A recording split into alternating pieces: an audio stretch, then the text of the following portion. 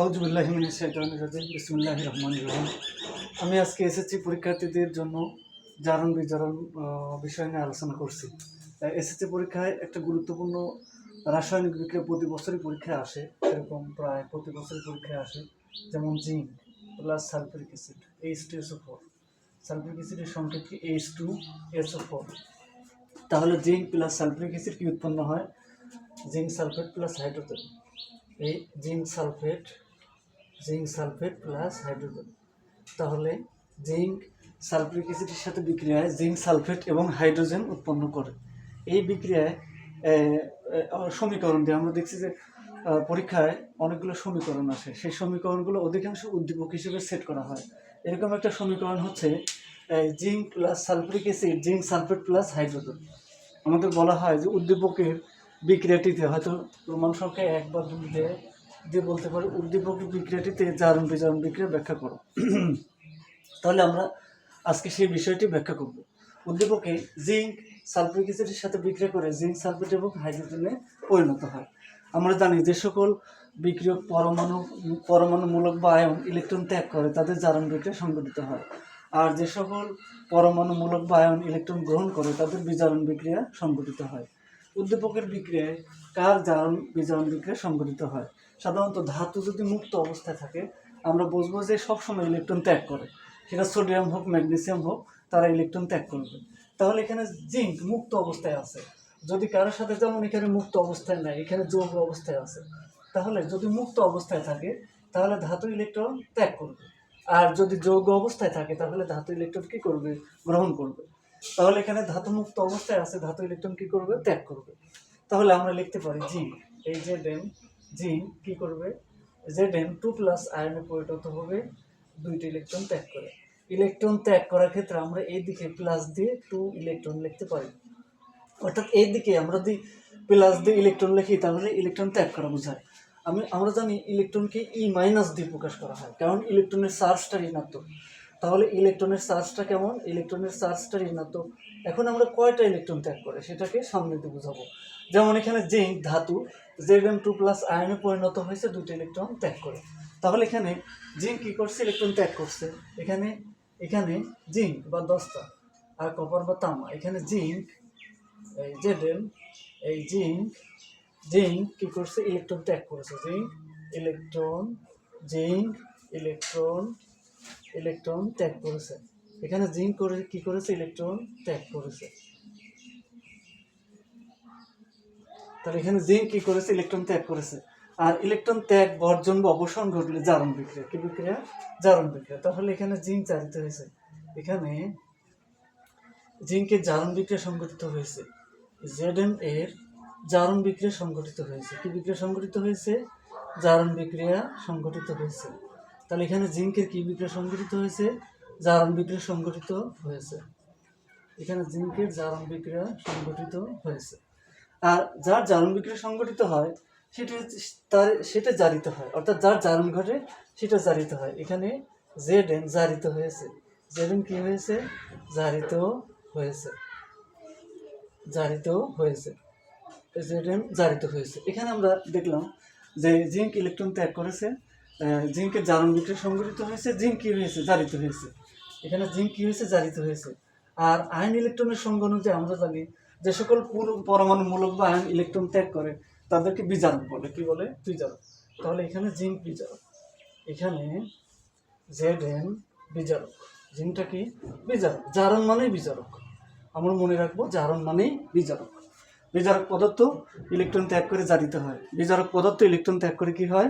জারিত হয়। তাহলে এই ধরনের এই কথাগুলোই আমরা পয়েন্ট বাই পয়েন্ট যদি লিখে দিতে পারি তাহলে কিন্তু হবে। তাহলে আর এই যে একটা বিক্রিয়ায় যে অংশে জারণ বিক্রিয়া সংঘটিত হয় তাকে বলে জারণ অর্ধ বিক্রিয়া, আর যে অংশে বিজারণ বিক্রিয়া সংঘটিত হয় তাকে বলে বিজারণ অর্ধ বিক্রিয়া। তাহলে এখানে জারণ বিক্রিয়া সংঘটিত হয়েছে। একটা বিক্রিয়ায় কেউ যদি ইলেকট্রন দেয়, অন্য কোনো রাসায়নিক বিকারক পরমাণুমূলক বা আয়ন অবশ্যই ইলেকট্রন গ্রহণ করবে। তাহলে এখানে ইলেকট্রন গ্রহণ করবে কি? বিক্রিয়াতে জিঙ্ক এবং সালফিউরিক অ্যাসিড আছে, আর তো কেউ নেই, তাহলে অবশ্যই সালফিউরিক অ্যাসিড ইলেকট্রন কি করবে? গ্রহণ করবে। তো আমরা জানি এখানে দেখো, তোমরা যদি বিক্রিয়াটা দেখতে পারো, তাহলে এখানে জিঙ্ক কিন্তু ইলেকট্রন ত্যাগ করে Zn2+ আয়নে পরিণত হওয়ার মাধ্যমে জিঙ্ক সালফেট যৌগ গঠন করতে পারছে। তাহলে এখানে এই Zn ত্যাগ করা দুটি ইলেকট্রন হাইড্রোজেন গ্রহণ করবে। কি গ্রহণ করবে? হাইড্রোজেন। তাহলে আমরা লিখতে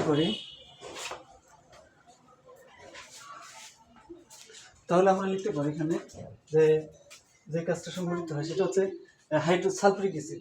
এই সালফিউরিক অ্যাসিডের হাইড্রোজেন পরমাণু কি করবে? ইলেকট্রন গ্রহণ করবে। এখানে হাইড্রোজেন, দেখো হাইড্রোজেনকে আমরা কি লিখতে পারি? তাহলে এখানে জিঙ্কের জারণ সংখ্যা 0, আর হাইড্রোজেনের কেমন? হাইড্রোজেনের +1, আমরা জানি হাইড্রোজেন +1 আর সালফেট -2 বা 2 মাইনাস, আমরা 2 মাইনাস লিখতে পারি, 2 মাইনাস, আর এখানে 1+, 1+ লিখতে পারি আর কি। তাহলে এখানে 2 হাইড্রোজেন 2+, তাহলে এখানে কি হচ্ছে? হাইড্রোজেন।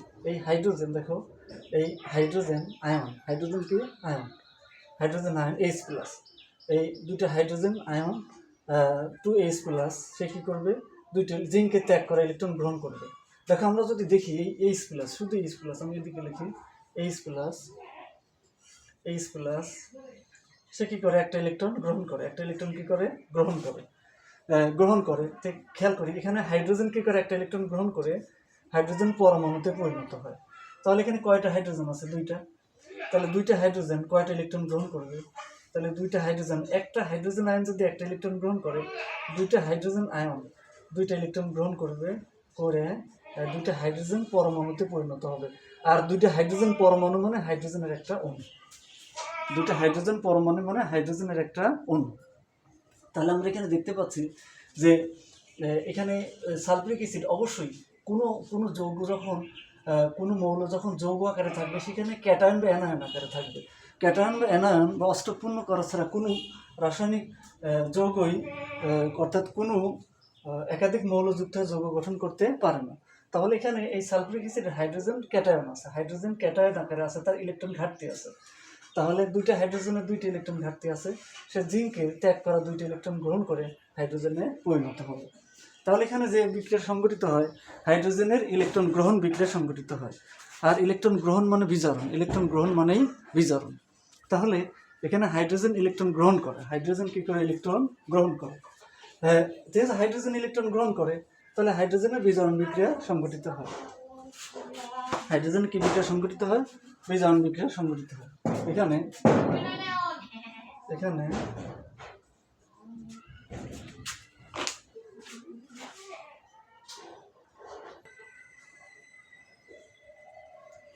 তাহলে এখানে জিঙ্কের ত্যাগকৃত ইলেকট্রন হাইড্রোজেন গ্রহণ করছে। হাইড্রোজেন গ্রহণ করে হাইড্রোজেন পরমাণুতে পরিণত হয়েছে এবং হাইড্রোজেন একটা মুক্ত মৌল হিসেবে কাজ করছে। তাহলে আমরা দেখলাম 2H+, 2টি ইলেকট্রন গ্রহণ করে 2টা হাইড্রোজেন পরমাণুতে পরিণত হলো, এবং 2টি হাইড্রোজেন পরমাণু মানে হাইড্রোজেনের একটা অণু। আমরা জানি মৌলিক গ্যাসসমূহ দ্বিপরমাণু। মৌলিক গ্যাসসমূহ কি? দ্বিপরমাণু। অর্থাৎ 2টা হাইড্রোজেন পরমাণুকে একটা হাইড্রোজেন অণু আকারে লেখা যায়। তাহলে এখানে হাইড্রোজেন ইলেকট্রন গ্রহণ করছে। এখানে হাইড্রোজেন ইলেকট্রন গ্রহণ করেছে। হাইড্রোজেন ইলেকট্রন গ্রহণ করেছে। এখানে হাইড্রোজেন ইলেকট্রন গ্রহণ করেছে। তাহলে হাইড্রোজেন কি করেছে? ইলেকট্রন গ্রহণ করেছে। তাহলে হাইড্রোজেনের বিজারণ বিক্রিয়া সংঘটিত হয়েছে। অর্থাৎ হাইড্রোজেনের H বিজারণ বিক্রিয়া সংঘটিত হয়েছে। বিজারণ, ইলেকট্রন গ্রহণ মানে বিজারণ। বিজারণ বিক্রিয়া সংঘটিত হয়েছে। বিজারণ বিক্রিয়া সংঘটিত হয়েছে। হাইড্রোজেনে কি বিক্রিয়া সংঘটিত হয়েছে? বিজারণ বিক্রিয়া সংঘটিত হয়েছে। যেহেতু হাইড্রোজেন এখানে ইলেকট্রন কি করছে? গ্রহণ করছে। অর্থাৎ হাইড্রোজেন বিজারিত হয়েছে। হাইড্রোজেন বিজারিত হয়েছে। কি হয়েছে? বিজারিত হয়েছে। হাইড্রোজেন বিজারিত হয়েছে। আবার লিখতে পারি অর্থাৎ হাইড্রোজেন জারক, যার বিজারণ ঘটে সেটি হচ্ছে জারক। তাহলে হাইড্রোজেন এখানে কি হিসেবে কাজ করছে? জারক হিসেবে কাজ করছে, কারণ হাইড্রোজেন ইলেকট্রন কি করছে? গ্রহণ করছে। আমরা জানি জারক পদার্থ ইলেকট্রন গ্রহণ করে বিজারিত হয়, জারক পদার্থ ইলেকট্রন গ্রহণ করে বিজারিত হয়। তাহলে আমরা দেখলাম জিঙ্ক ইলেকট্রন ত্যাগ করে Zn2+ আয়নে পরিণত হয়েছে। আর এখানে সালফেট 2- ছিল, এখানে 2- থাকবে। আর এখানে হাইড্রোজেন, এখানে দেখো হাইড্রোজেন ক্যাটায়ন হিসেবে ছিল, কিন্তু যখন সে ক্যাটায়নে তার ইলেকট্রন গ্রহণ করলো তখন আর চার্জ থাকবে না, তখন সে মুক্ত মৌলে পরিণত হবে। তাহলে আমরা দেখতে পারি যে এই রাসায়নিক বিক্রিয়ায় জিঙ্ক ইলেকট্রন ত্যাগ করে জিঙ্ক সালফেটে পরিণত হয়, জিঙ্ক Zn2+ আয়নে পরিণত হয়। সেই Zn2+ আয়ন সালফেটের সাথে বিক্রিয়া করে জিঙ্ক সালফেটে পরিণত হয়। অপরদিকে সালফিউরিক অ্যাসিডের হাইড্রোজেন ইলেকট্রন গ্রহণ করে হাইড্রোজেন মুক্ত মৌলে পরিণত হয়। আমরা জারণ বিজারণের সংজ্ঞা অনুযায়ী জানি যে সকল বিক্রিয়ায় জারণ সংখ্যা অর্থাৎ ধনাত্মক চার্জের বৃদ্ধি ঘটে তাকে জারণ বিক্রিয়া বলে। যেখানে ধনাত্মক চার্জ বৃদ্ধি পাইছে জারণ বিক্রিয়া, আর যে বিক্রিয়ায় ধনাত্মক চার্জের হ্রাস ঘটে তাকে বিজারণ বিক্রিয়া বলে। এই যে দেখো এখানে হাইড্রোজেনের ধনাত্মক চার্জ ছিল কিন্তু এখানে শূন্য হয়ে গেছে, তার মানে এখানে বিজারণ বিক্রিয়া সংঘটিত হয়েছে। তাহলে আমরা যে কোনো একটা বিক্রিয়ায় যদি শুধুমাত্র জারণ কার ঘটে সেটা যদি ধরতে পারি, তাহলে অন্য যে কোনোটাই খুব সুন্দর করে ধরতে পারবো। যেমন এখানে জিঙ্কের জারণ ঘটছে, আর আমরা মনে রাখবো জারণ মানে সারণ, জারণ মানে সারণ, জারণ মানে কি? সারণ।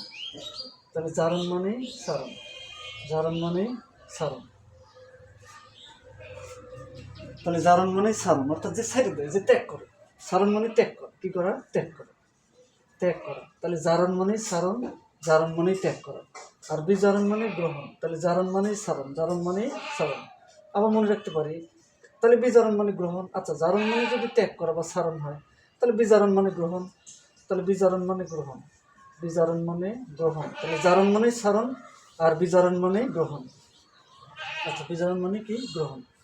তাহলে জারণ মানে সারণ, বিজারণ মানে গ্রহণ। অথবা লিখতে পারি জাতে জারণ, দাতে দান, জারণ দান, জারণ জান, জাদা। আর বিতে বিজারণ, আর গ্রহতে গ্রহণ, গ্রহতে গ্রহণ, জাদা বিগ্রহ। এভাবে আমরা মনে রাখতে পারি জাদা বিগ্রহ। তাহলে জারণ মানে সারণ মানে ত্যাগ করা। তাহলে উদ্দীপকের বিক্রিয়ায় আমাদের যদি 4 মার্কের জন্য এই বিক্রিয়াটা পরীক্ষা আসে তাহলে আমরা কীভাবে এটাকে পরীক্ষা অ্যান্সার করবো? দেখো, আমরা বলবো উদ্দীপকের বিক্রিয়া জিঙ্ক সালফিউরিক অ্যাসিডের সাথে বিক্রিয়া করে জিঙ্ক সালফেট এবং হাইড্রোজেনে পরিণত হয়।